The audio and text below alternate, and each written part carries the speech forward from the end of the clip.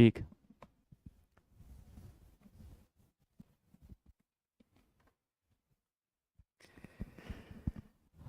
हो गया। Easy easy तो थे, चलो। अच्छा आप लोग कर लीजिए, आप 5 मिनट ले लीजिए। अभी तो वैसे भी 2 मिनट बाकी हैं, 2:10 तक का बोला था हमने। 2 मिनट हैं।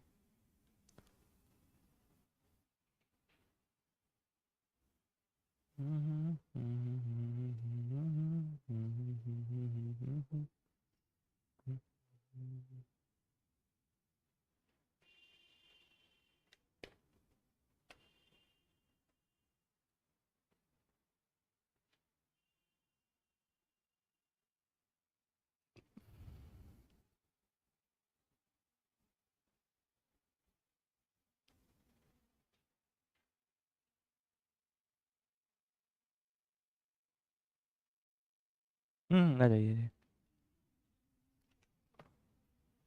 आइए। ये लीजिए, पेज खत्म हो गए होंगे।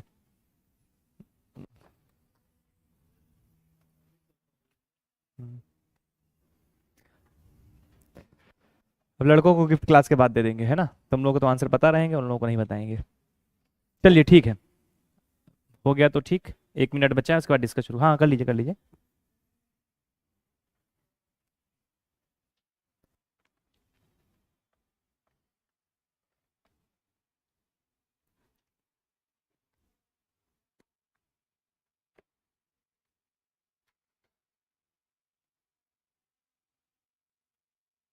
पहले वाले में तो आंसर ही दिया हुआ है ना?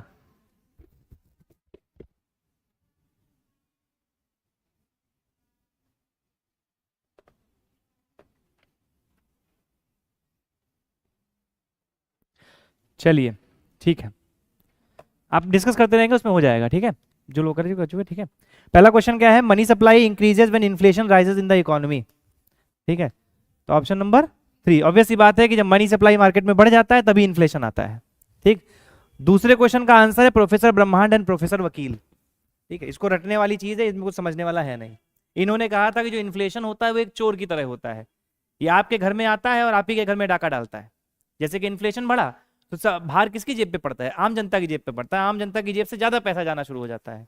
इसीलिए जो मुद्रास्फीति है वो चोर की तरह है, डकैत की तरह है। तीसरा है which of the following principles is exact reverse of inflation. क्या लगाया है इसका आंसर? अपस्फीति, यानी कि थर्ड डिफ्लेशन। हाँ आ जाओ आ जाओ आ जाओ। आ जाओ आ जाओ। तुम लोगों का गिफ्ट कहाँ है? अच्छा यहीं पर, यहाँ से तो हम लोग अपना गिफ्ट उठा लो, देखो रखा है। अपना अपना गिफ्ट उठा लो, यहाँ से रखा हुआ है। हाँ, गिफ्ट गिफ्ट रखा है, उठा लो। ठीक है। तो थर्ड तीसरे का तीसरा है, ठीक है, डिफ्लेशन। हाँ हमने दिया, एक एक पेज उठा लो। हाँ एक अपने लिए और एक उनके लिए। नहीं टेस्ट नहीं है, बस 10 मिनट के लिए। प्रोफेसर वकील और ब्रह्मांड, वो उन लोगों का छोड़ो, तुम लोग अपना देखो। हाँ 1 का आंसर 3, वो पहले से दिया हुआ है क्वेश्चन में ही। चौथा है, क्वेश्चन अभी इनसे पूछ लेंगे ना, परेशान काहे हो? पीछे के क्वेश्चन इन लोगों से पूछ लेंगे। हाँ जी। हाँ ब्रह्मांड और वकील, ब्रह्मांड और वकील। चौथा क्वेश्चन है whenever the market price of service and goods are going to fall continuously, इसका क्या होगा? हाँ जी, वेरी गुड, डिफ्लेशन। लगातार पैसे प्राइसेस गिर रहे हैं ना, प्राइसेस गिरने की अवस्था को डिफ्लेशन कहते हैं। भाई तीसरा क्वेश्चन और चौथे क्वेश्चन को दो तरीकों से पूछा गया है, तो सेम है क्वेश्चन। हाँ जी, आप बेटा बताना अगले क्वेश्चन का, क्वेश्चन नंबर 5 का आंसर बताओ। हाँ बी, कॉस्ट पुश। जब बहुत ज्यादा अधिक निधि बहुत कम वस्तुओं को कर रही होती है तो मांग प्रेरित होगी। हाँ डिमांड पुल होगी ना, कॉस्ट पुश क्यों होगी? कोई बात नहीं। संजीव, ये बताइए question number 6। Reserve reserve fund ratio जो सीआरआर है, अगर उसको बढ़ा दिया जाए आरबीआई द्वारा तो क्या होगा? आ जाओ आ जाओ आ जाओ आ जाओ।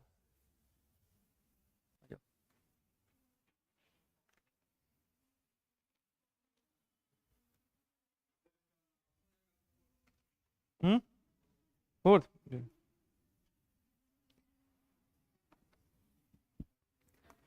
फोर्थ कैसे होगा जरा समझाइए। थर्ड होगा। जब सीआरआर बढ़ेगा तो मार्केट में क्या हो रहा है, मार्केट में पैसा कम हो गया ना। जब मार्केट में पैसा कम हो गया तो ऑब्वियस सी बात है सप्लाई की अवेलेबिलिटी कम हो जाएगी, है ना। देखिए यही छोटी छोटी चीजों को पकड़ना है, क्वेश्चन इसीलिए लाए थे। ये चीजें देखो पढ़ाई हुई हैं, ठीक है, क्वेश्चन को रिलेट करना पड़ेगा। नेक्स्ट क्वेश्चन आप बताइएगा, क्या नाम है आपका? हाँ ठीक है, कुसुम जी बताइएगा 7th question. Very good. Cost push inflation, कि जब आपके जो लागत होती है या प्रोडक्शन के फैक्टर होते हैं, जो लागत के कारक होते हैं, जब उनकी मात्रा कीमत बढ़ने लगती है तो आपका क्या हो जाता है, कॉस्ट पुश इन्फ्लेशन हो जाता है। सबसे लास्ट में आपका क्या नाम है? हाँ हाँ, आप क्वेश्चन नंबर 9 देखिए, तब तक क्वेश्चन नंबर 8 बताओ बेटा, आप इधर क्वेश्चन नंबर 8 आप बताओ, आप क्वेश्चन नंबर 9 देखिए। तुम 8 बताओ। हाँ आप 8 बताओ, 8 वाला बताओ। हाँ नहीं पता? अच्छा आप नहीं लगाए हो अभी? हाँ 9th का क्या लगाए? अच्छा अभी देखते हैं। चलिए क्वेश्चन नंबर 8 का कोई बताएगा?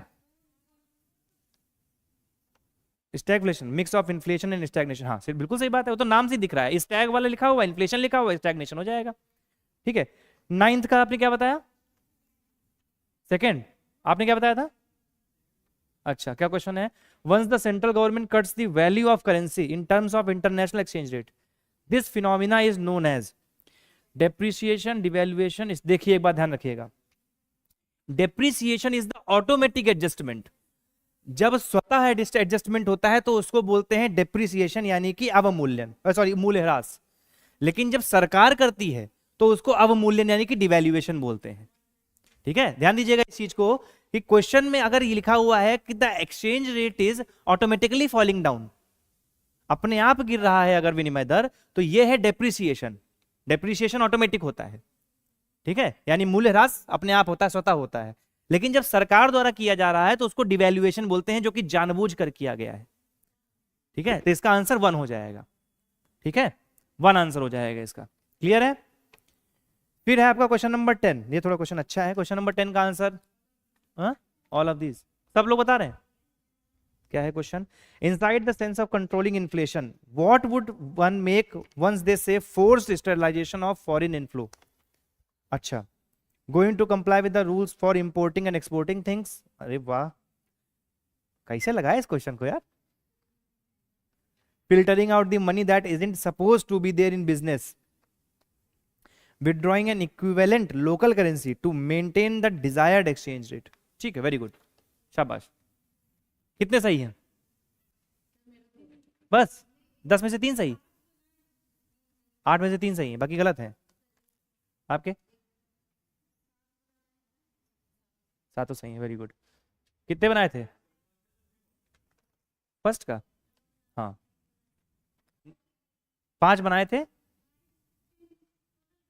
अच्छा 5 सही है, 9 सही है, वेरी गुड। कौन सा गलत है? दूसरा वाला। ठीक है, कितने सही हैं? Very good. तो देखो, जिनके 5 से कम है वो एक बार कॉपी को रिवाइज करने के साथ साथ उस कॉन्सेप्ट को, पता है, कोई एग्जांपल लेकर अपने दिमाग में चलाने की कोशिश करो। ठीक है, जिनके 5 से ऊपर है वो ठीक है, लेकिन रिवीजन उनका भी लगातार जरूरी है। ठीक है, ये मत सोच के बैठना कि हमारे 9 आ गए तो हमको सब आ गया, क्योंकि क्वेश्चन अभी 10 आए, अभी 10 क्वेश्चन कल फिर आएंगे इसी से रिलेटेड, इन्फ्लेशन के ही।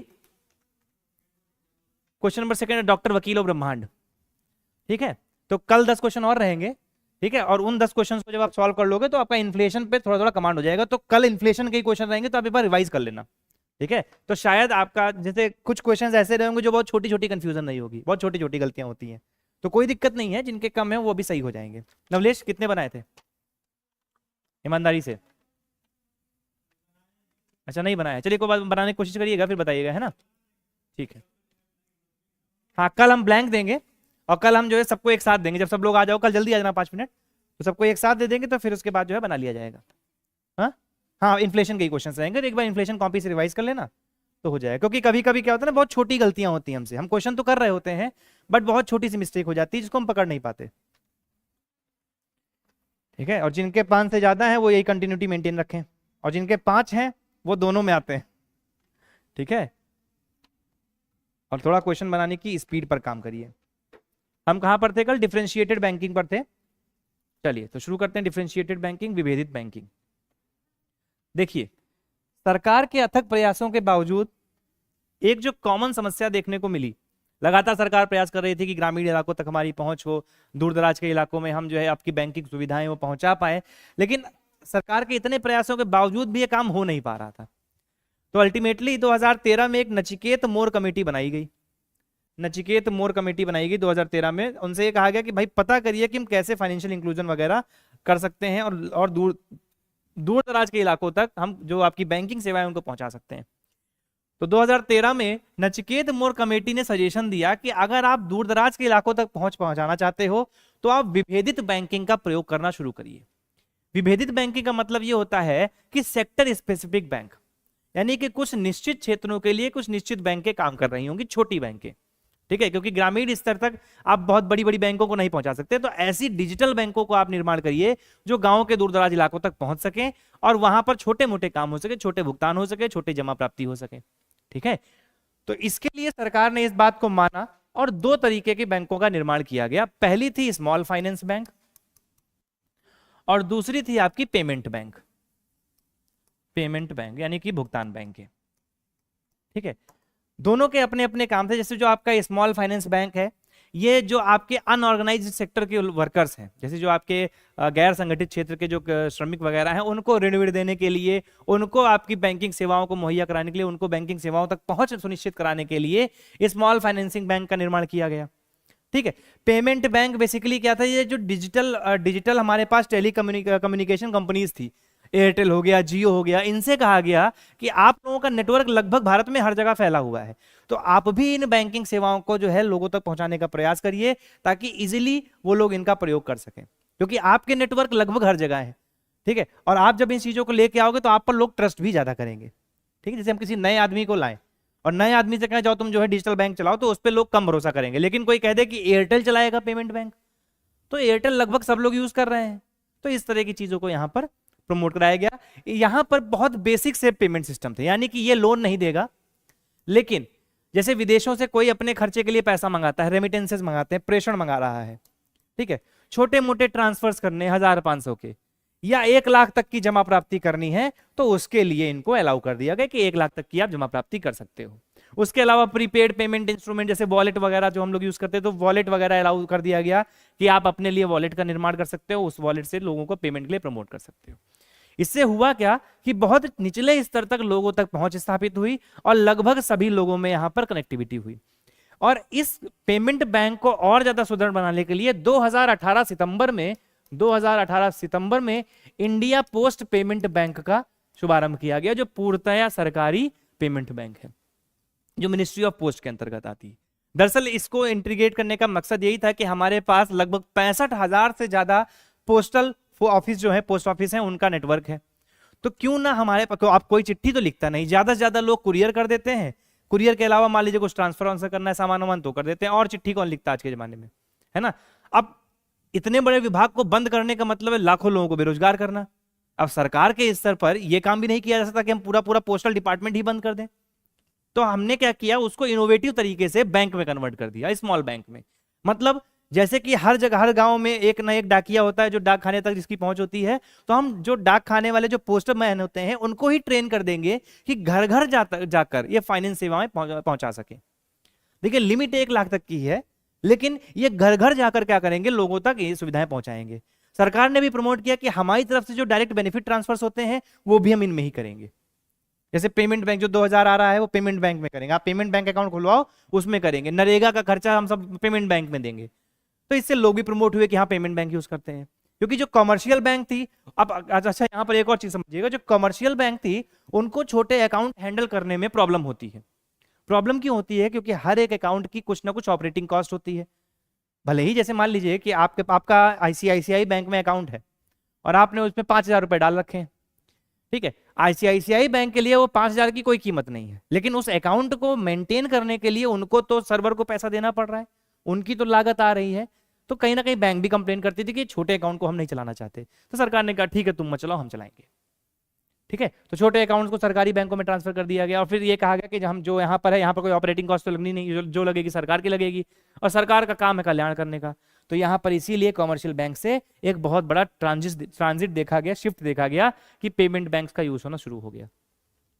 अगर हम स्मॉल फाइनेंस बैंक की बात करेंगे तो स्मॉल फाइनेंस बैंक में बेसिकली छोटे ऋण दिए जाते हैं, ठीक है, यानी कि जो कुल ऋण होते हैं उनमें जो है मैक्सिमम 50% से 50% जो ऋण होते हैं उनकी कीमत 25 लाख से ज्यादा की नहीं हो सकती, यानी कि जो टोटल ऋण दिए गए हैं उनमें 50% से के आसपास जो ऋण होंगे उनकी कीमत 25 लाख से ज्यादा की नहीं हो सकती, ठीक है, छोटे ऋण मान लीजिए। ठीक, किसको दिए जाएंगे? तो जो गैर संगठित क्षेत्रों में अनऑर्गेनाइज्ड सेक्टर में जो श्रमिक काम कर रहे हैं, अनऑर्गेनाइज्ड सेक्टर में जो श्रमिक काम कर रहे हैं, जो लेबरर्स काम कर रहे हैं, उनको ये सुविधाएं दी जाएंगी, ठीक है, उनको सुविधा दी जाएगी। भाई आपके पास कोई कोलेटरल तो है नहीं, आपके पास कोई ऑफिशियल आपका कह सकते हैं कि जॉब लेटर तो है नहीं, जैसे बहुत सारे लोग हमारे इनफॉर्मल सेक्टर में काम करते हैं, सैलरी उनकी 30,000 है लेकिन कागज पे दिखाने के लिए उनके पास कुछ नहीं है, कोई उनको सैलरी स्लिप नहीं मिलती, पे स्लिप नहीं मिलती, ठीक है, कोई उनका पीएफ नहीं है, कोई उनका सोशल सिक्योरिटी सर्विस नहीं है। तो ऐसे लोगों को क्या किया गया? लोन देने के लिए स्मॉल फाइनेंस बैंक का निर्माण किया गया ताकि यहां पर ये लोन ले सकें और अपने छोटे मोटे व्यापार ये कर सके। तो स्मॉल फाइनेंस बैंक और पेमेंट बैंक का निर्माण नचिकेत मोर कमेटी के सिफारिशों पर किया गया था। वर्तमान में हमारे पास 12 स्मॉल फाइनेंस बैंक हैं और जो स्मॉल फाइनेंस बैंक है वो कैपिटल स्मॉल फाइनेंस बैंक है जो कि जालंधर में 2016 में शुरू की गई थी, ठीक है, हाँ, जालंधर में 2016 में कैपिटल स्मॉल फाइनेंस बैंक के नाम से भी लिखा देंगे, कैपिटल स्मॉल फाइनेंस बैंक के नाम से पहली स्मॉल फाइनेंस बैंक शुरू की गई थी जालंधर में। और अगर पेमेंट बैंक्स की बात करें तो पेमेंट बैंक में हमारी सबसे पहली पेमेंट बैंक थी एयरटेल पेमेंट बैंक, ठीक है, इनका कोई भी फिजिकल एग्जिस्टेंस नहीं होता है। वर्तमान में हमारे पास वैसे तो 6 थी बट हाल ही में पेटीएम पर बैन लगने के बाद अब वर्तमान में हमारे पास 5 पेमेंट बैंक्स हैं, ठीक है, कौन कौन सी है? तो एयरटेल पेमेंट बैंक है, जियो पेमेंट बैंक है, फिनो पेमेंट बैंक है, एनएसडीएल पेमेंट बैंक है और लास्ट में आपकी आईपीपीबी है यानी कि इंडिया पोस्ट पेमेंट बैंक, ठीक है। तो ये 5 पेमेंट बैंक्स हैं आपकी वर्तमान में जो कार्यरत है।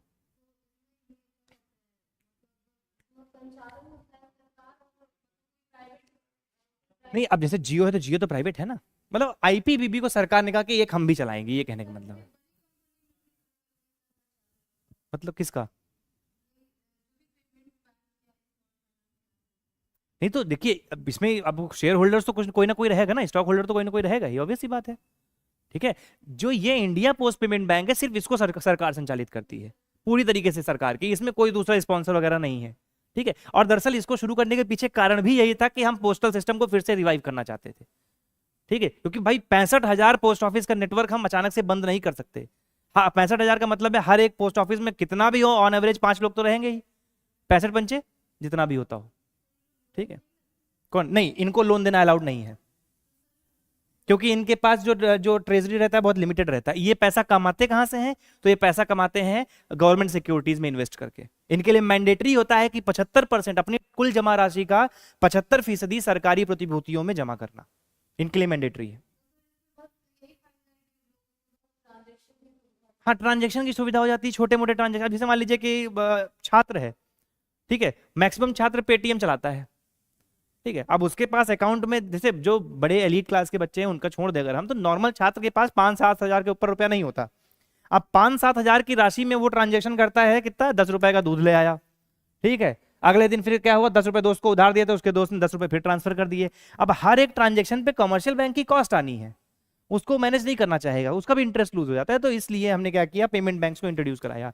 लार्ज स्केल पर जो ये यूज होता है ना, बहुत छोटे स्तर पर यूज होता है, ठीक है, रिक्शे वाले यूज करते हैं, बतासे टिक्की वाले यूज करते हैं, ठीक है, फोन पे जैसे है, तो फोन पे तो खैर एक इंटरफेस है जो कनेक्ट करता है यूपीआई में बैंक टू बैंक, लेकिन जनरली जो है वॉलेट वगैरह का यूज हम छात्र जैसे करते हैं या जो छोटे स्तर पर लोग कार्य कर रहे हैं वही लोग करते हैं, तो वो सारा काम इनका होता है, ठीक है। ऋण ये नहीं दे सकते, ये ऋण दे सकते हैं,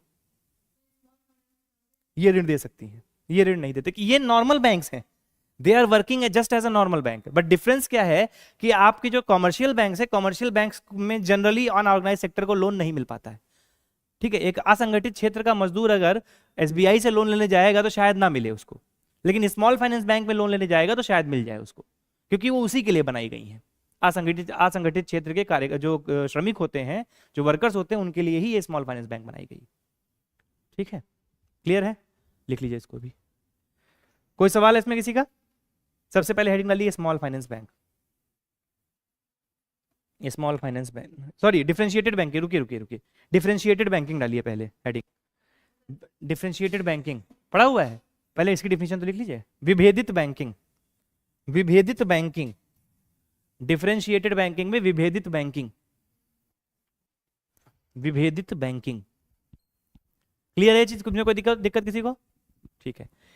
विभेदित बैंकिंग में लिखिएगा differentiated banks are banks, differentiated banks are banks which cater or serve, which cater or serve a specific segment of the customers, a specific segment of the customers, unlike other commercial banks, unlike other commercial banks। ठीक है, लिखिएगा विभेदित bank वे bank होती हैं, विभेदित bank वे bank होती हैं जो समाज के किसी विशिष्ट, जो समाज के किसी विशिष्ट वर्ग, विशिष्ट वर्ग की जरूरतों को पूरा कर रही होती हैं, जो कि सामान्य बैंकों द्वारा संभव नहीं होता, जो कि सामान्य बैंकों द्वारा संभव नहीं हो पाता।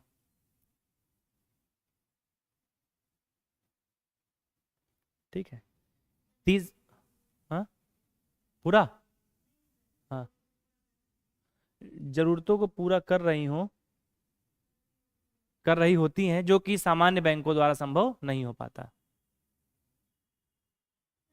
They were made on the basis of, they were made on the recommendations of, they were made on the recommendations of Nachiket More Committee.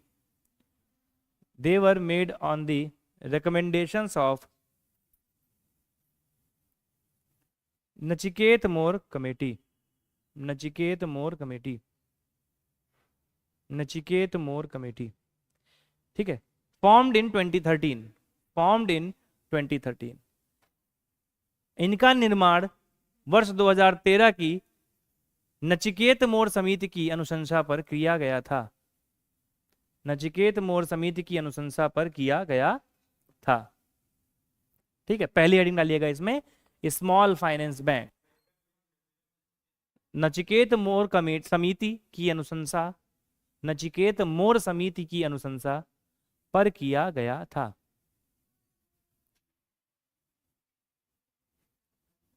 क्या जी पेज वेज नहीं मिल रहा क्या है? 2 पेज वेज ले दो।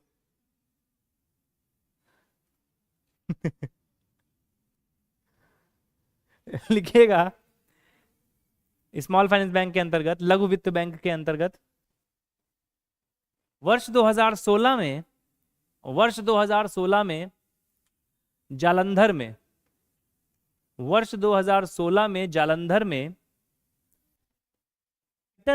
लघु वित्त बैंक के नाम से, लिखो हिंदी में तो बोल रहे हैं, इंग्लिश में हो, खो गई थी क्या कहीं? हाँ, जालंधर में कैपिटल लघु वित्त बैंक के नाम, वर्ष 2016 में, वर्ष 2016 में जालंधर कैपिटल लघु वित्त बैंक के नाम से, कैपिटल लघु वित्त बैंक के नाम से पहली बैंक खोली गई। ठीक है, लिखिएगा the first small finance bank was established,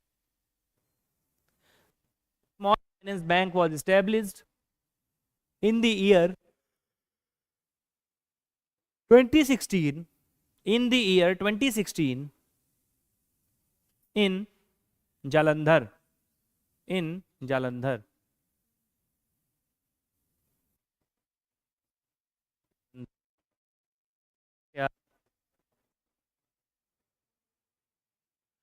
फिर लिखिएगा they are allowed to have,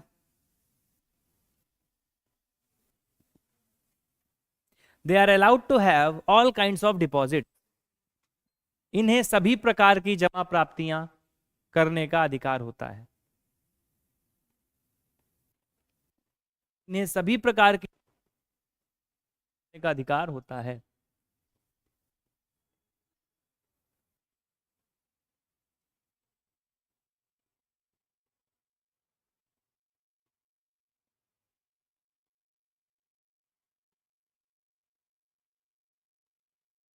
lending is done only to the weaker sections, in unorganized sector, in unorganized sector.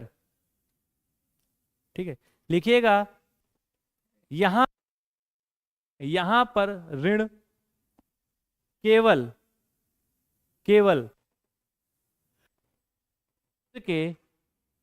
क्षेत्र के कमजोर वर्गों को दिया जाता है।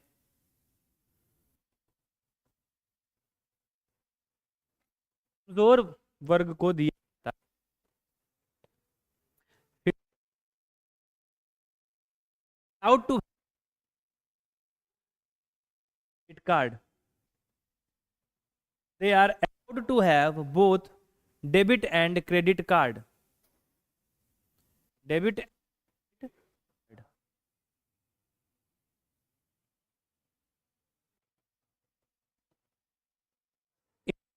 दोनों डेबिट और क्रेडिट कार्ड जारी करने का अधिकार होता है। क्या होता है debit?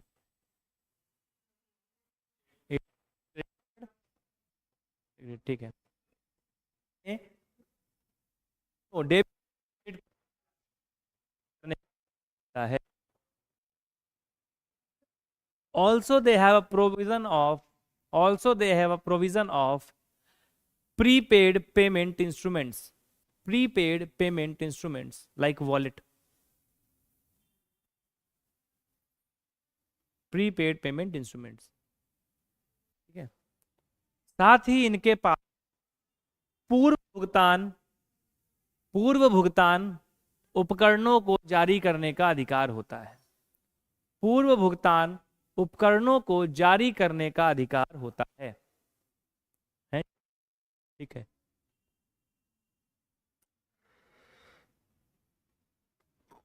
they cannot invest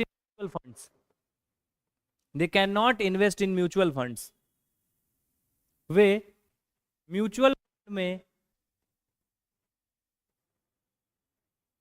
fund में निवेश नहीं कर सकते। म्यूचुअल फंड ऐसे लिखेंगे, रहने दो, तुम लिख लो अपने हिसाब से। म्यूचुअल फंड में नहीं कर सकते, हाँ, इनको अलाउड नहीं होता। क्यों नहीं होता?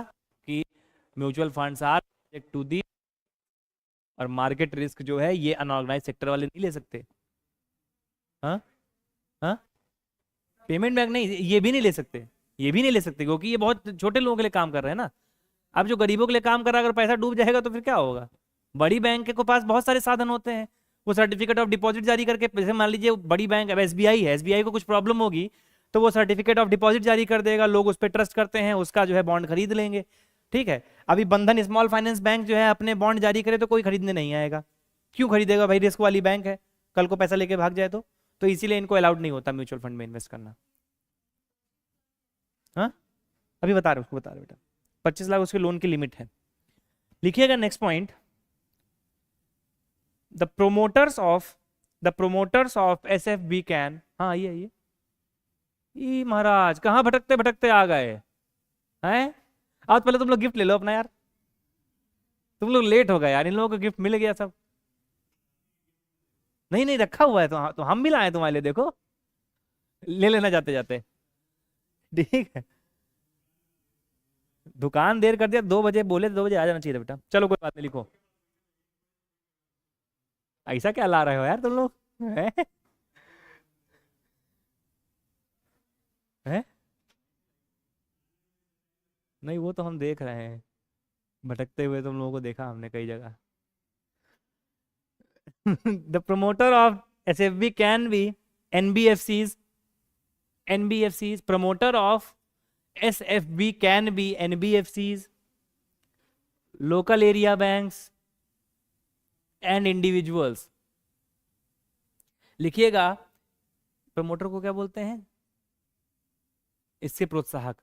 लिखिएगा, लघु वित्त बैंक के प्रोत्साहक। याद आ जाता है लेकिन तुरंत कैच नहीं करता ना दिमाग, नेटवर्क लूज है हमारा। लघु वित्त बैंकों के प्रोत्साहक, गैर बैंकिंग वित्तीय निगम हो सकते हैं, गैर बैंकिंग वित्तीय निगम हो सकते हैं, स्थानीय क्षेत्रीय बैंक हो सकती हैं,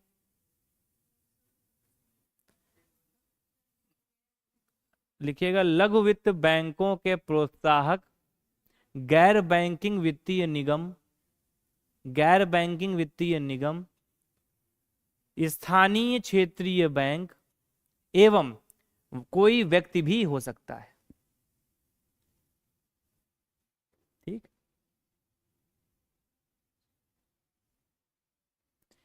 लिखिएगा next point, the 75% of total loans of SFB, 75% of total loans of SFB, आपकी आंखों में क्या हुआ है? हैं? अच्छा, एकदम लाल है, तरह गांजा फूक के आता आदमी। ऐसा तो नहीं गांजा फूक के आया? डोंट माइंड, लिखिएगा 75% of all the loans of SFB should be for priority sector lending, should be for priority sector lending. नहीं हो जाता, मैं भी जब खाली बिना चश्मे के या बिना हेलमेट के गाड़ी चलाता हूँ, मेरी भी आंखें लाल हो जाती हैं और मेरी आंखें चढ़ भी जाती हैं, ऐसा लगता है कि बस अभी।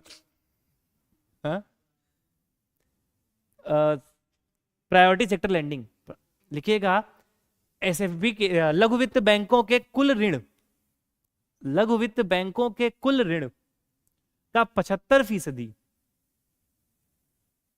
प्राथमिक क्षेत्र ऋण को जाना चाहिए। क्या होता है प्राथमिक क्षेत्र ऋण?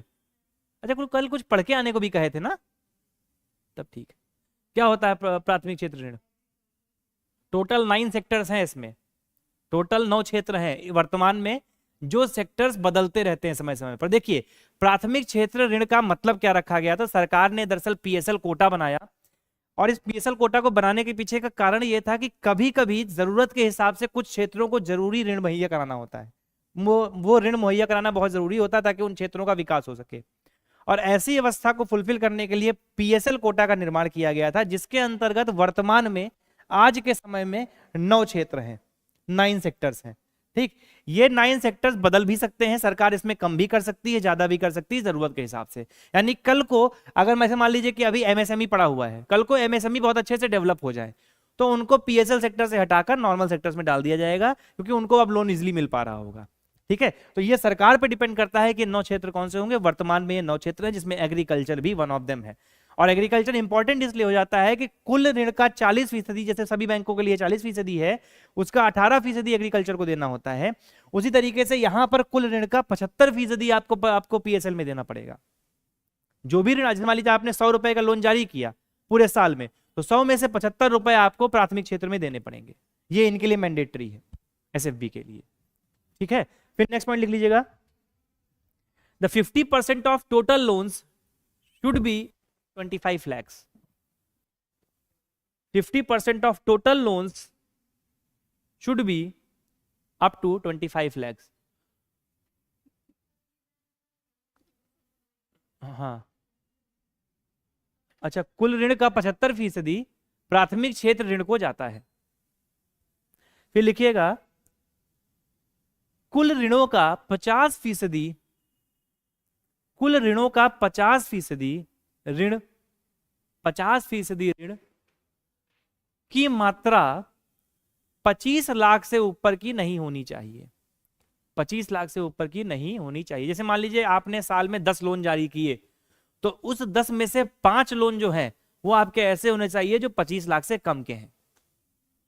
ठीक है, मतलब ये नहीं कि 10 के 10 लोग आपने 50 लोन 50 लाख, 60 लाख, 70 लाख, 80 लाख के जारी कर दिए। आपको 5 लोन जो है 50% लोन 25 लाख के अंदर ही रखने हैं।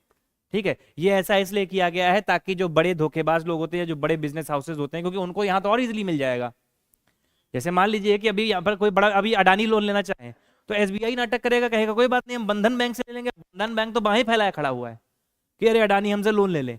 तो इस तरह की चीजों को रोकने के लिए, उनको रोकथाम करने के लिए कंडीशन डाली गई कि जो भी ऋण आप साल में जारी करोगे उसमें से 50% ऋण आपके 25 लाख के ऊपर के नहीं होने चाहिए। तो अब अडानी 25 लाख लेने नहीं आएगा, उतना तो वो एक जेब झाड़ देगा, गिर जाएगा उसका पैसा। ठीक है, तो ये सब चीजें यहां पर की गई। लिखिएगा लास्ट लाइन है इसमें। 50% ऋण 25 लाख से अधिक के मूल्य के नहीं होने चाहिए। 25 लाख से अधिक के मूल्य के नहीं होने चाहिए। फिर लिखिएगा लास्ट लाइन है इसमें, as of 2023 there are 12 small finance banks in India. There are 12 small finance bank in India. वर्ष 2023 तक भारत में कुल 12 लघु वित्त बैंक मौजूद है मतलब। ठीक है, नेक्स्ट हेडिंग डालिएगा पेमेंट बैंक्स, भुगतान बैंक। वर्ष 2023 तक भारत में कुल 12 लघु वित्त बैंक मौजूद थी। पेमेंट बैंक्स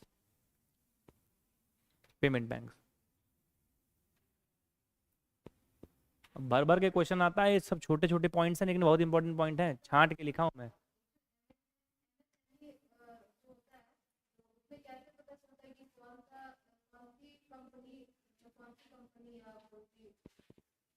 एमएसएमई है। चलो तुम पेमेंट बैंक लिखो, हम उसको यहाँ छाप दे रहे हैं। लिखिएगा पेमेंट बैंक में, the first payment bank of India was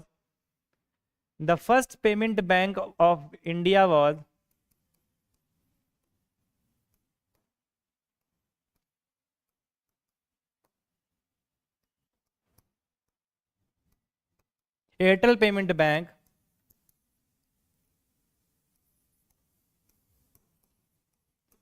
established in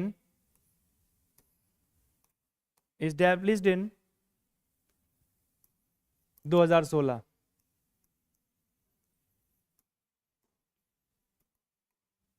ये इन्वेस्टमेंट है, निवेश, और ये टर्नओवर। इन दोनों में से कोई एक होना चाहिए, और या तो ये या तो ये या तो ये या तो ये या तो ये या तो ये। ठीक है, ये एमएसएमई होती है, छाप लेना इसको कहीं साइड में, बाद में लिखा रहेगा अभी। नेक्स्ट लिखिएगा दे आर अलाउड, नहीं अपनी जानकारी के लिए बता दिया, बाद में कहीं कोने में नोट कर लेना। फिर लिखिएगा पेमेंट बैंक में next line, they are allowed to have demand deposit. हाँ, पहला पॉइंट नहीं लिखे भाई, इतना तो अपने आप लिख ही सकते हो। वर्ष 2016 में भारत में पहली डिजिटल पेमेंट बैंक स्थापित की थी। कहे कहां भेजी थी? लिखिएगा वर्ष 2016 में भारत की पहली भुगतान बैंक एयरटेल पेमेंट बैंक थी। एयरटेल पेमेंट बैंक थी।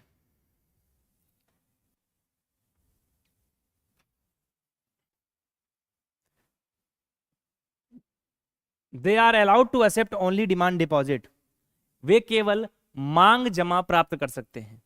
और एसएफबी क्या कर सकता था 2016?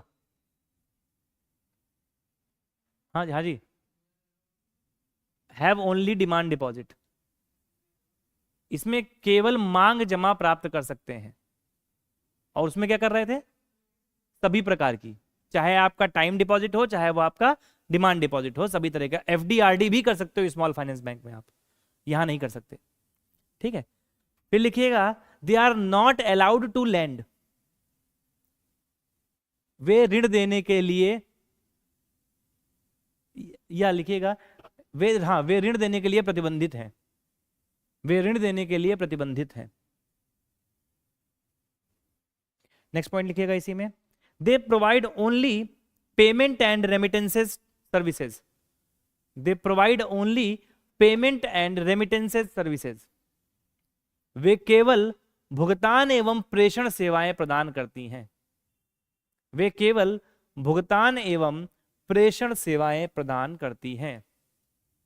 वे केवल भुगतान एवं प्रेषण सेवाएं प्रदान करती हैं। ठीक है, ठीक है। फिर लिखिएगा they are allowed to have debit cards only. They are allowed to have debit cards only. इनके पास केवल डेबिट कार्ड हो सकते हैं, यानी कि डेबिट कार्ड जारी कर सकते हैं। ठीक है, डेबिट कार्ड ये लोग जारी कर सकते हैं। हाँ? है जी, बोला तो इंग्लिश में। अरे कौन सी भाषा तो बता दो। हाँ, ये केवल डेबिट कार्ड जारी कर सकते हैं, या डेबिट कार्ड जारी करने की शक्ति होती है, ऐसे करके लिख लीजिएगा। नेक्स्ट पॉइंट लिखिएगा, तो ये ऋण दे सकते हैं, ऋण दे सकते हैं, क्रेडिट कार्ड क्यों नहीं देंगे? हाँ ठीक, क्योंकि वो लोन ही होता है एक तरह का। लिखिएगा, the 75% of total funds, the 75% of total funds of these banks should be invested into government securities, government securities। इनकी कुल निधि का 75%, इनकी कुल निधि का 75% सरकारी प्रतिभूतियों में निवेश करना जरूरी होता है। इनकी कुल निधि का 75% सरकारी प्रतिभूतियों में निवेश करना जरूरी होता है। ठीक है। They can use the other 25%, they can use the other 25% with commercial banks and other operational purposes, commercial bank and other operational purposes, other operational purposes, other operational purposes। लिखिएगा, बचा हुआ 25% ये वाणिज्यिक बैंकों के साथ, अथवा बचा हुआ 25%, 75 में बचा 25 ना, 70 में कई जोड़े 17 हो जाए तो बचा हुआ 25% ये वाणिज्यिक बैंकों अथवा, क्या हो तुम लोग सुने हो क्या? नहीं, अब वीडियो तो आ ही जाता है ना, वो तो देखिए, ब्राह्मणों को सबसे ज्यादा बर्बाद करने वाले बाबा ही हैं अगर कभी ब्राह्मणों का विलय होगा, खत्म होंगे वो, उनकी प्रजाति विलुप्त होगी, तो उनमें सबसे बड़ा नाम इन बाबाओं का ही होगा। ठीक है, हमारा पूरा खानदान इनसे चिढ़ता है, और बल्कि हमारे जो ऊपर वाले हैं ताऊ जी ताया लोग, वो किया करते हैं यही काम, वो खुद भागवत बांचते हैं, कहते हैं सबसे ज्यादा धोखेबाज आदमी यही होता है, ये जो बांचने वाले होते हैं।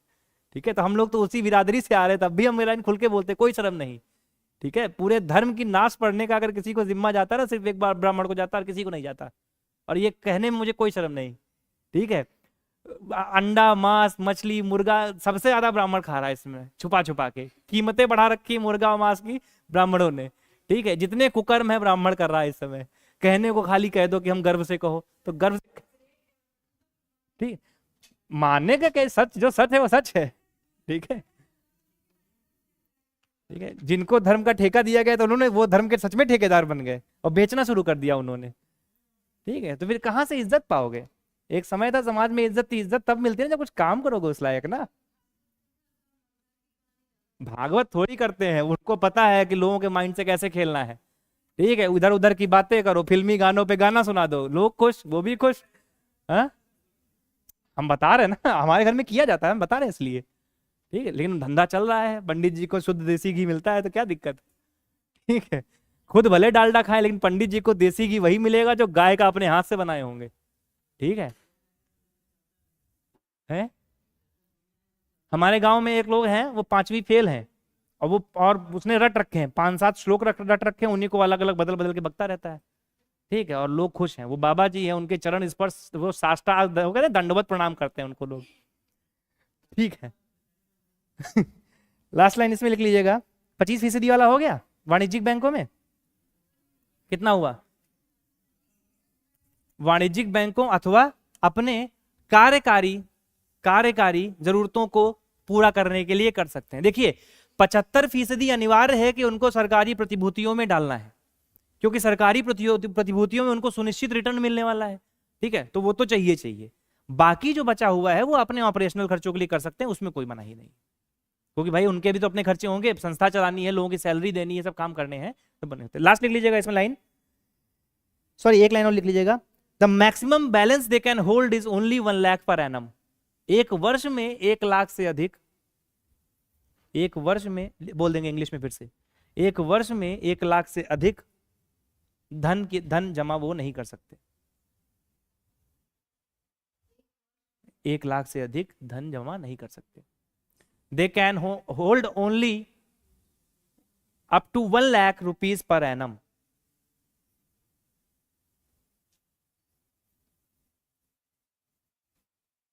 लास्ट लिख लीजिएगा। Currently there are 5 operative payment banks in India. वर्तमान में भारत में 5 पेमेंट बैंक्स हैं। छूट गया इससे पहले वाला पॉइंट, छूट गया इससे पहले वाला पॉइंट। वर्तमान में भारत में 5 पेमेंट बैंक्स हैं। बताओ विकास कौन कौन से हैं? विकास बताओ कौन कौन से हैं? अभी तो नाम बताए थे। एयरटेल, जियो, हाँ वोडाफोन भी बोल दो, आइडिया, टाटा, डोकोमो सब बोल दो, ठीक है। एक Airtel payment bank, Jio payment bank, Fino payment bank, Fino Fino FINO Fino payment bank, NSDL payment bank, National Security Depository Limited payment bank, India Post payment bank. 5 हो गई, ठीक है। हाँ लिखना है, और तभी तो बोले हैं, लिए बोले हैं। हाँ हाँ ये प्राइवेट है, जियो भी प्राइवेट है, एयरटेल भी प्राइवेट है, प्रमोटर्स हैं अलग अलग, तो चलते हैं, सरकार द्वारा रजिस्टर्ड है। Airtel payment bank, Jio payment bank, Fino payment bank, Fino FINO, फिर है NSDL payment bank, NSDL payment bank, और लास्ट में है India Post payment bank. 5 payment banks हैं जो वर्तमान में ऑपरेटिव है। तो कौन सी डेवलपमेंट बैंक लेटेस्ट बनाई है भारत सरकार ने? है डेवलपमेंट बैंक, कल पढ़ के आने को कहे थे हम, नहीं मिली, नहीं मिली, ठीक कल फिर ढूंढ के आना। लिखो, हेडिंग डालो डेवलपमेंट बैंक्स। हाँ नहीं हमको खुद नहीं पता।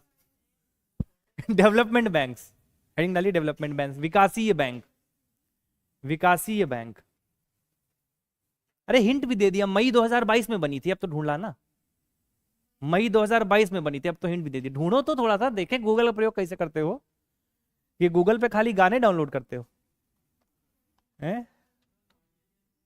हाँ IIMCL FCL फाइनेंशियल को नहीं, फाइनेंशियल कॉर्पोरेशन लिमिटेड नहीं। IIFCL तो वो कहते हैं खत्म हो गई, बर्बाद हो गई, वो इंफ्रास्ट्रक्चर लिए बर्बाद हो गई। वो डेवलपमेंट बैंक थोड़ी, वो तो आपका एक फाइनेंस कॉर्पोरेशन था। हाँ मई 2022 में बनी थी। अब ये हिंट दे दीजिए, कल ढूंढ लेना, नहीं तो कल बता देंगे हम, ठीक। 5-6 हैं, ज्यादा नहीं है, 6 हैं। हाँ 7 का IDBI भी लिख दिए हो क्या? हाँ IDBI पुराने जमाने में थी, अब उसका उतना वैल्यू नहीं रह गया है, अब उसको लोन मिल जाता है, इंडस्ट्रीज को लोन अलग अलग जगहों से मिल जाता है। कौन कौन सी नोट किए? 7। नाबार्ड किया है, एक्सिम बैंक किया है, NHB किया होगा, सिडबी किया होगा, IDBI किया होगा, UTI भी है क्या? IFCL वो बंद हो गई, उसको हटाओ, 2019 में बर्बाद हो गई थी। हाँ IIBI, India Institute of, sorry Indian Investment Bank of India. अच्छा Indian Investment Bank of India, IIBI ना। नहीं इसका भी इंपॉर्टेंस नहीं है, अब इसको भी हटा दो लिस्ट से, इसको भी लिस्ट से हटा दो। 5 हैं, 5। ये अब इतना इंपॉर्टेंट, इनका ना रोल रह गया है इतना इंपॉर्टेंट, और ना ये इतना प्रोमिनेंट रह गई हैं। वो बोर्ड है, हाँ ये वो बोर्ड है जो वो आपका क्या करता है, जो नियुक्तियां कर रहा होता है, ठीक है। चलो ठीक है, लिखो डेवलपमेंट डेवलपमेंट बैंक डालो। मई 2022 में बनी थी, हिंट दे रहे हैं, ढूंढ लेना यार, ठीक है। मई 2022 में बनी थी, अब इससे ज्यादा हिंट नहीं देंगे। हाँ कल तो बता ही दें, फिर तो बताना ही पड़ेगा ना।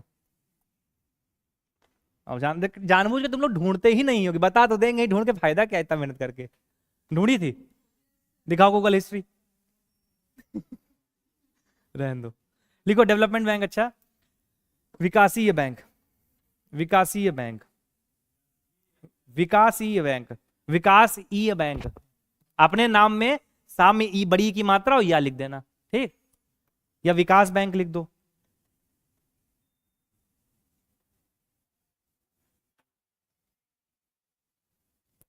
लिखिएगा these banks provide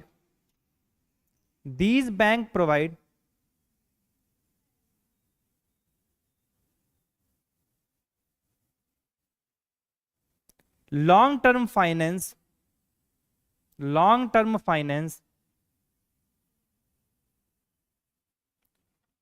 long term finance and support to the sector, and support to the sector,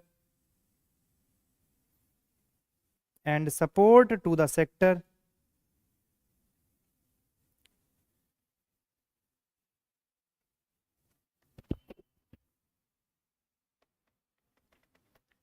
of Indian economy, of Indian economy which possess, of Indian economy which possess, which possess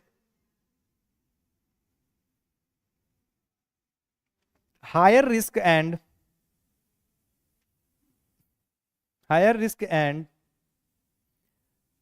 not able to get educate funds from, not able to get educate funds from, educate funds from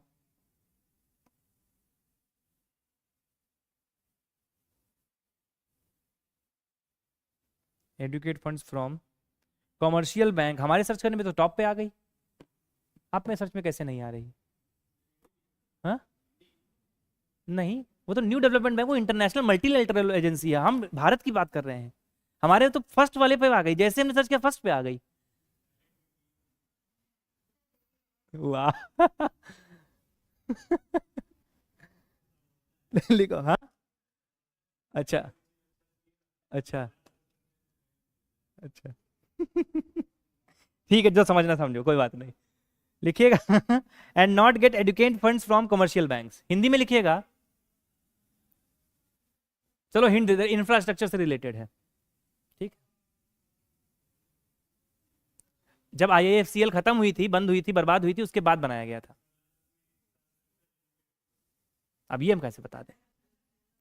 लिखिएगा, विकास bank उन बैंकों को कहते हैं, विकास bank उन बैंकों को कहते हैं जो भारतीय अर्थव्यवस्था के उन क्षेत्रों, अरे मुंह मत बनाओ यार, national bank for financing infrastructure development, NABFID, NABFID, अभी लिख लेना बाद में। प्रोवाइड लॉन्ग टर्म, सॉरी लिखिएगा, विकास बैंक उन बैंकों को कहते हैं जो भारतीय अर्थव्यवस्था में उन क्षेत्रों को लंबी अवधि का वित्त, लंबी अवधि का वित्त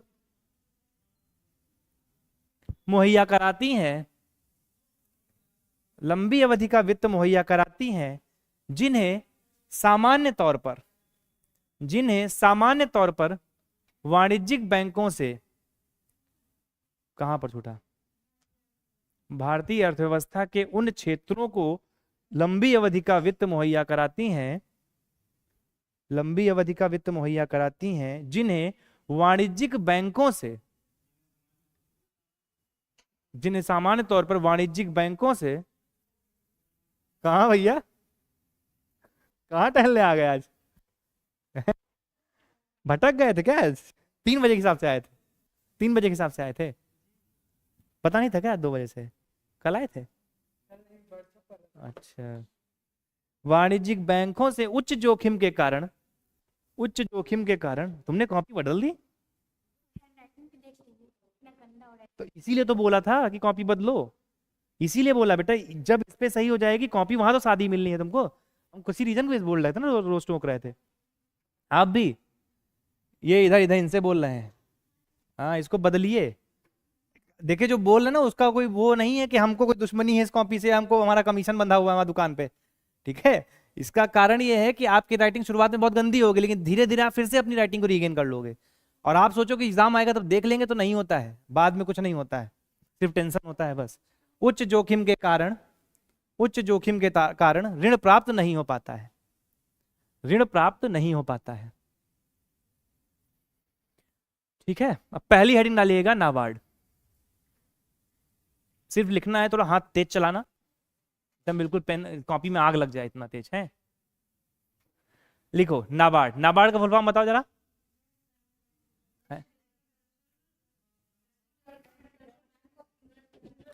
अरे ऐसे नहीं होता है, national bank for agricultural and rural development, जल्दबाजी किस बात की, कहीं जाना है? समोसा वोसा मंगाए हो? अच्छा, तभी इंतजार नहीं हो रहा है। नाबार्ड लिखिएगा, लिखिएगा it is the apex development bank for rural development. It is apex development bank for rural development. ग्रामीण विकास के लिए यह सर्वोच्च विकास संस्था है। ग्रामीण विकास के लिए यह सर्वोच्च विकास संस्था है। सर्वोच्च विकास संस्था है।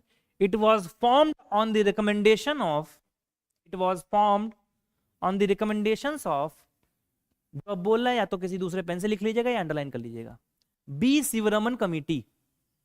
It was formed on the recommendations of B Sivaraman committee, को चाहे किसी दूसरे पेन से लिख लेना चाहे अंडरलाइन कर लेना, बी शिवरमन कमेटी। इसे बी शिवरमन समिति, बी शिवरमन समिति को अंडरलाइन कर लेना। इसे बी शिवरमन समिति की सिफारिशों पर बनाया गया था। इसका निर्माण 12 जुलाई 1982 को मुंबई में किया गया। यह पूर्णतः भारत सरकार के अंतर्गत आने वाली निकाय है। छूट गया? 12 जुलाई 1982 को मुंबई में किया गया। इट इज कंप्लीट और fully owned government of India body. ये पूर्णतः भारत सरकार के स्वामित्व का निकाय है। पहले इसमें आरबीआई का स्टेक था, बट बाद में उसको चेंज कर दिया गया 2019 में। यह पूर्णतः भारत सरकार के स्वामित्व का निकाय है। देखिए, पहले इसमें आरबीआई का भी स्टेक था, बट नरसिम्हन समिति ने बोला था 1997 में कि यार देखो, जिस चीज का तुम रेगुलेशन कर रहे हो उसमें हिस्सेदार नहीं हो सकते। ऐसे समझो कि एक बाप और एक शिक्षक एक ही टाइम पे दोनों रोल प्ले नहीं कर सकता। जैसे मान लीजिए किसी कोई पिता है और वो शिक्षक भी है किसी बच्चे का, तो दोनों रोल वो एक टाइम पे प्ले नहीं कर सकता। आपने मूवीज में डायलॉग भी सुने होंगे, तो मतलब सही है, या तो आप पिता का रोल प्ले कर पाओगे या शिक्षक का प्ले कर पाओगे। यही चीज नरसिम्हन जी ने भी बोली कि अगर आपका उसमें कोई हित समाहित है तो आप उसका विनियमन नहीं कर पाओगे। कल को कुछ वो गलत करेगा, आप उसको टोक नहीं पाओगे, क्योंकि आपका भी उसमें हित समाहित होगा।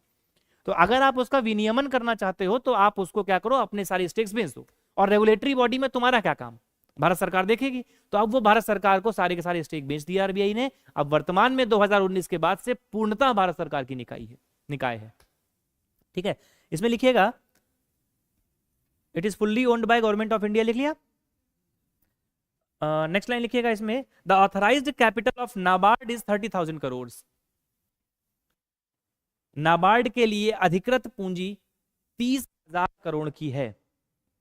नाबार्ड के लिए अधिकृत पूंजी 30,000 करोड़ की है। 30,000 करोड़ की है।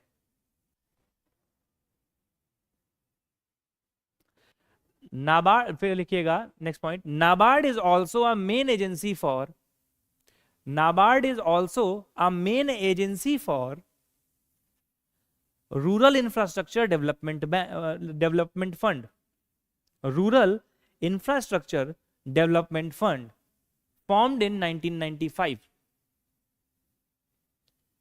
नाबार्ड ग्रामीण अवसंरचना विकास निधि, नाबार्ड ग्रामीण अवसंरचना विकास निधि, जिसका निर्माण 1995 में हुआ, के लिए मुख्य एजेंसी का कार्य करती है। मुख्य एजेंसी का कार्य करती है। जैसे जो आपके ग्रामीण विकास के लिए, ग्रामीण अवसंरचना विकास के लिए पैसा आता है, ठीक है, तो उसके लिए जो मेन एजेंसी है वो नाबार्ड है। नाबार्ड ही सब कुछ मैनेज करेगी। ठीक है, फिर लिखिएगा कहां पर, पूरा, हाँ, के लिए मुख्य एजेंसी का कार्य करती है। के लिए मुख्य एजेंसी का कार्य करती है। नेक्स्ट पॉइंट लिखिएगा, it refinances the financial institutions, it refinances the financial institutions which finances rural sector, which finances rural sector। लिखिएगा, यह उन वित्तीय संस्थाओं को वित्त प्रदान करती है, यह उन वित्तीय संस्थाओं को वित्त प्रदान करती है जो कि ग्रामीण विकास के लिए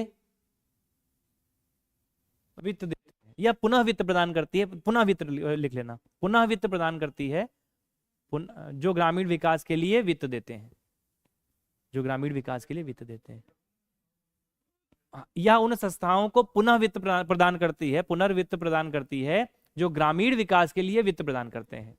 मतलब समझा दे रहे हैं अभी हम, ठीक है। देखिए, अब नाबार्ड में जनरल पब्लिक नहीं जाती लोन लेने, ठीक है। नाबार्ड का काम कैसे होता है यहां पर देखिए, नाबार्ड जो है वो प्रमोट करता है बाकी बैंकों को कि आप एक काम करो, जैसे मान लीजिए कि हमारे यहाँ पर इंडियन बैंक है हमारे गांव के पास, तो वो इंडियन बैंक से कहेगा तुम एक काम करो, तुम ग्रामीण विकास के लिए इतना पैसा रिलीज कर दो, अलग अलग क्षेत्रों में जो है ऋण के रूप में जैसे भी देना आपको दो।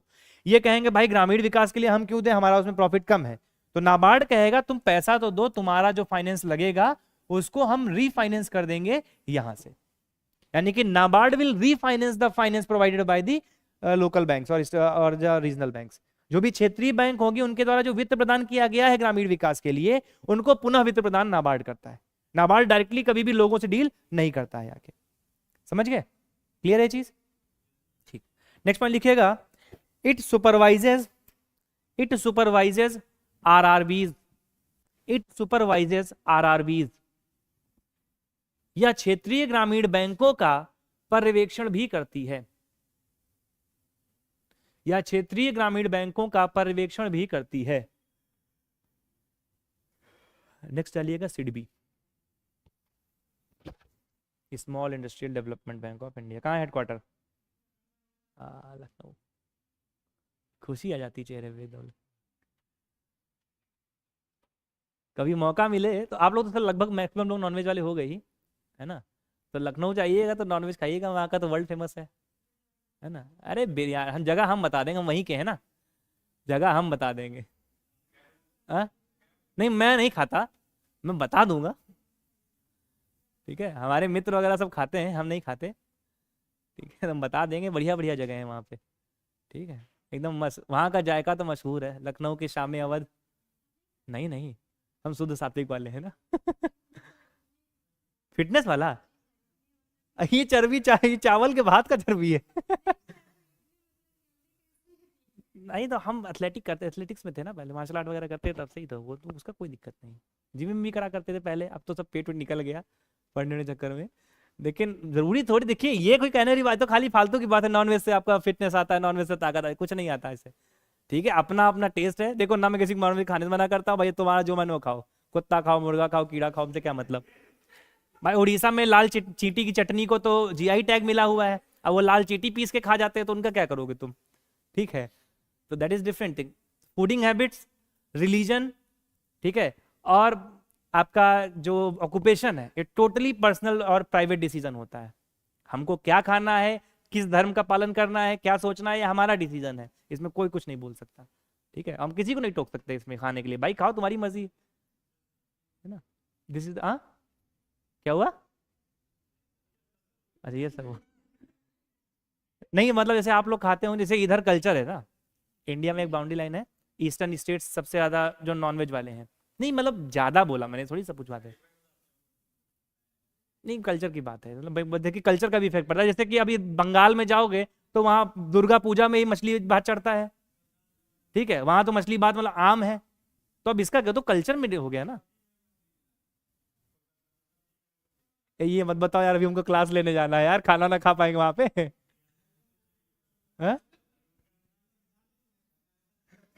ठीक, हम अपना चावल राशन लेके जाएंगे। नेक्स्ट लिखिएगा सिडबी। सिडबी का फुल फॉर्म पता है? Small industrial development bank of India. तो देखिए इसके पीछे की कहानी ये है, सुन लो भाई, इसके पीछे की कहानी ये है। अरे सुन लो पहले। रीजनल रूरल बैंक्स को बनाया गया और उसके बाद कई एक्सपेरिमेंट्स किए गए सरकार द्वारा कि सरकारी बैंकों के तहत एमएसएमईज को हम प्रमोट करेंगे। नाबार्ड को बनाया गया कि रूरल डेवलपमेंट में हम एमएसएमईज को प्रमोट करेंगे, लेकिन ये प्रयास सक्सेसफुल नहीं रहा।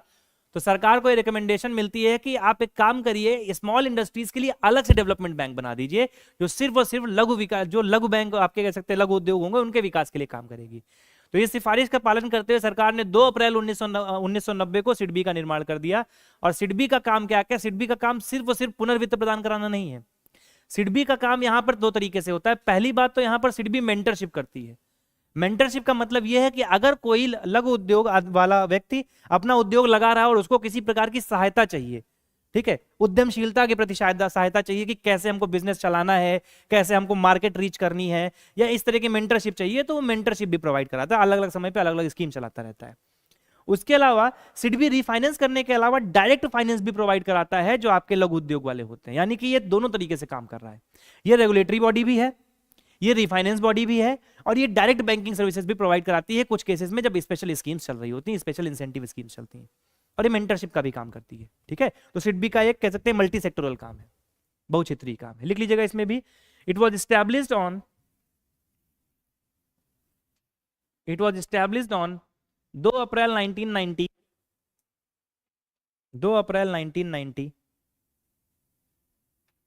Under SIDBI act 1989, under SIDBI act 1989, under SIDBI act 1989। लिखिएगा, इसकी स्थापना 2 अप्रैल 1990 को, इसकी 1990 को सिडबी अधिनियम 1989 को क्या बोलते हैं, 1989 प्रसाद, हाँ दे दिए, ये 2 लोग 3 लोग बच्चे हैं, 4-5 लोग उधर, प्रसाद ले लो, भगवान को लाए थे। ठीक है, हाँ, सिडबी अधिनियम 1989 के अंतर्गत स्थापित किया गया, 1989 के अंतर्गत स्थापित किया गया। लिखिएगा, it is a principal financial institution, it is the financial institution for promotion of MSMEs, for promotion of MSMEs. ठीक है, लिखिएगा, लघु उद्योगों के लिए के प्रोत्साहन के लिए, लघु उद्योगों के प्रोत्साहन के लिए यह प्रमुख वित्तीय संस्थान है, यह प्रमुख वित्तीय संस्थान है, प्रमुख वित्तीय संस्थान है। Authorized capital for SIDBI was, the authorized capital for SIDBI was 1000 crores and the paid up capital is 531 crores, paid up capital is 531 crores। लिखिएगा, सिडबी के लिए अधिकृत पूंजी 1000 करोड़ की, अधिकृत पूंजी 1000 करोड़ की, और विजय जी पानी, अधिकृत पूंजी 1000 करोड़ की और प्रदत्त पूंजी 531 करोड़ की। कुसुम जी, प्रदत्त पूंजी क्या होती है? शेयर होल्डर्स नहीं, जिसके बदले में धनराशि प्राप्त की, जिन शेयर्स के बदले में धनराशि प्राप्त की जा चुकी हो, पूंजी प्राप्त की जा चुकी हो, ठीक है, उसको प्रदत्त पूंजी देते हैं। 531 करोड़ के शेयर जारी किए गए थे, 1000 करोड़ का है, हाँ, वो अधिकृत पूंजी है। ठीक, फिर लिखिएगा इसमें, SIDBI was incorporated as a subsidiary of, SIDBI was incorporated as a subsidiary of IDBI, but later in 2000 ownership was transferred to Government of India, ownership was transferred to Government of India। ठीक है, लिखिएगा, सिडबी को शुरुआत में IDBI की सहायक के रूप में स्थापित किया गया, सिडबी को शुरुआत में IDBI के सहायक के रूप में स्थापित किया गया, परंतु 2000 में इसका स्वामित्व भारत सरकार को सौंप दिया गया।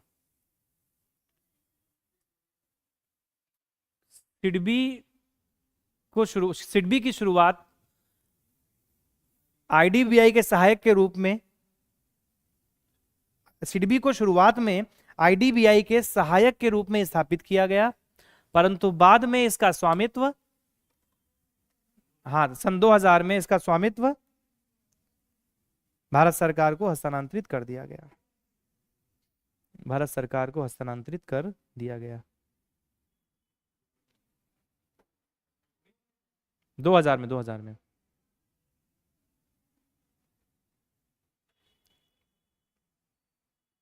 ठीक है।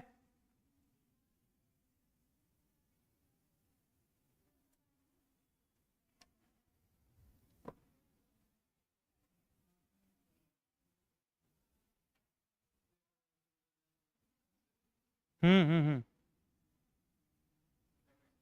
हम्म। एंड अच्छा, अभी क्या हो गया? हाँ हाँ, अभी 3:30 पे खत्म कर देंगे। अच्छा अच्छा, तो अभी अभी निकल जाओ। तो अच्छा, तो हम बाहर निकल जाए? ठीक है, कर लो, कर लो, कर लो।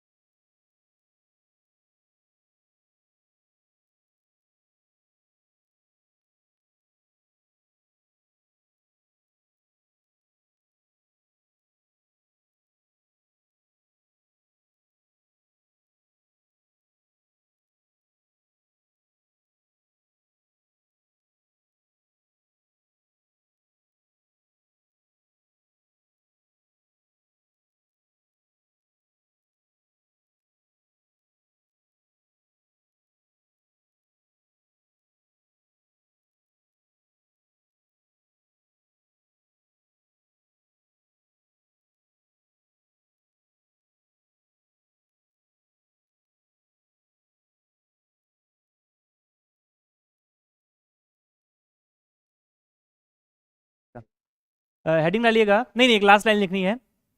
It provides loans as well as, it provides loans as well as, loans as well as promote and support development of MSMEs, promote and support development of MSMEs, development of MSMEs। लिखिएगा, यह ऋण प्रदान करने के साथ साथ, यह ऋण प्रदान करने के साथ साथ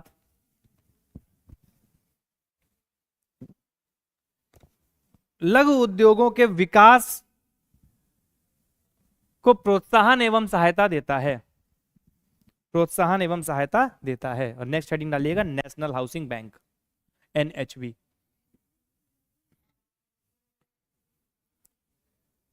नेक्स्ट हेडिंग है नेशनल हाउसिंग बैंक, राष्ट्रीय आवास बैंक, राष्ट्रीय आवासीय बैंक, ठीक है, राष्ट्रीय आवासीय बैंक। हाँ, आ गया पैसा, देखो। नेक्स्ट लिखिएगा इसी में, हाउसिंग फाइनेंस वाली जो कंपनीज होती हैं जो आपको हाउसिंग लोन वगैरह देती है, तो उनका रजिस्ट्रेशन करना, रेगुलेशन करना, सारा का सारा इसके अंडर में आता है, ठीक है। लिखिएगा, this was set up as statutory organisation in 1988। This was set up as statutory organization in 1988 under the NHB Act 1987, under the NHB Act 1987।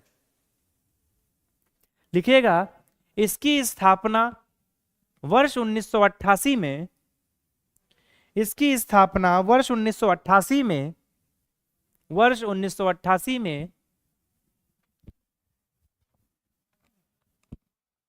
NHB अधिनियम 1987 के तहत हुई थी, 1987 के तहत हुई थी।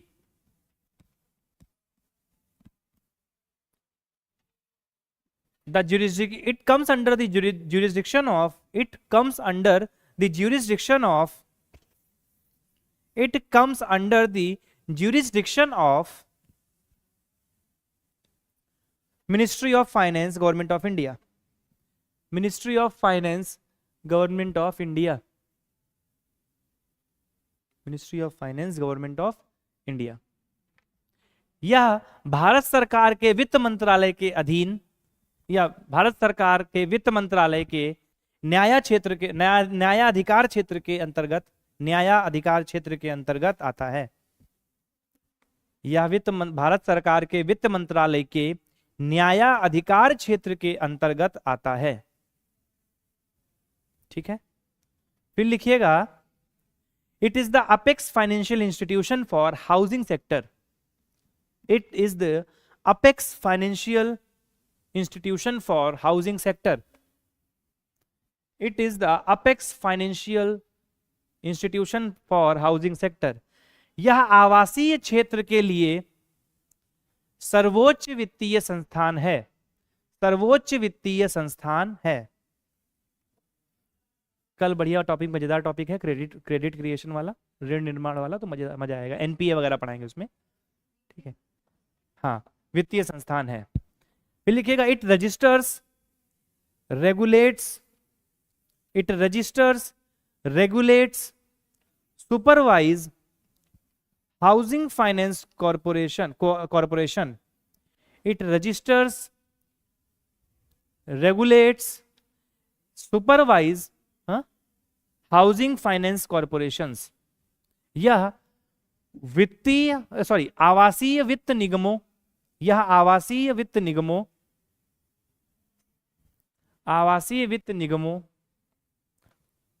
का पंजीकरण, विनियमन और पर्यवेक्षण करता है,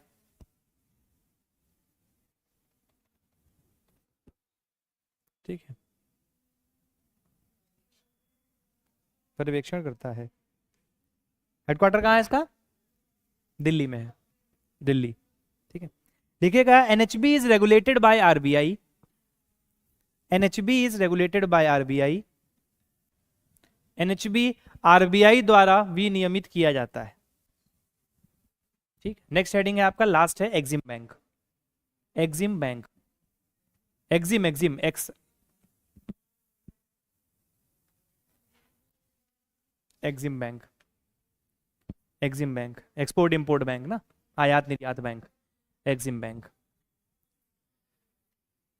लिखिएगा इस्टेब्लिश्ड इन 1982, इसका निर्माण 1982 में किया गया, 82 82, इसका निर्माण 1982 में किया गया।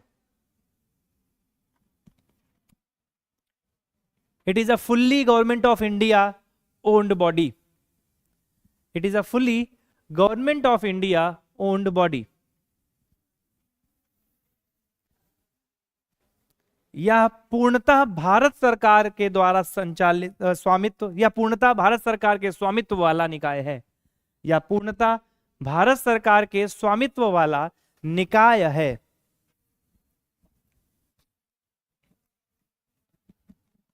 It is regulated by RBI, it is regulated by RBI.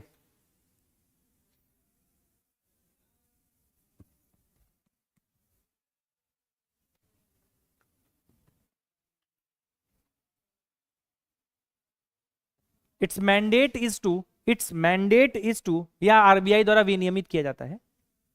It's mandate is to provide financial assistance to exporters in the form of medium term credit, in the form of medium term credit। ठीक है, लिखिएगा इसका कार्य, इसका कार्य निर्यातकों को मध्यम अवधि ऋण प्रदान कराना है, इसका कार्य निर्यातकों को मध्यम अवधि ऋण प्रदान कराना है। फिर लिखिएगा it facilitates, it facilitates in developing export oriented industries, export oriented industries। ठीक है, लिखिएगा यह आयात, सॉरी यह निर्यात समर्थित, आयात काट दो, यह निर्यात समर्थित उद्योगों, निर्यात समर्थित उद्योगों के निर्माण में सहायता प्रदान कराता है, निर्माण में सहायता प्रदान कराता है।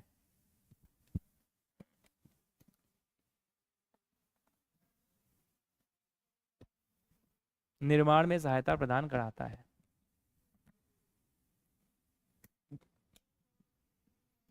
ठीक है, और एक काम आपको करना है, लास्ट में हेडिंग डाल लीजिए NABFID, जिसके बारे में आप लिख के लाओगे काम क्या है इसका। NABFID, national bank for financing infrastructure and development. ठीक है, ये कल लिखोगे आप, कल से बढ़िया इंटरेस्ट।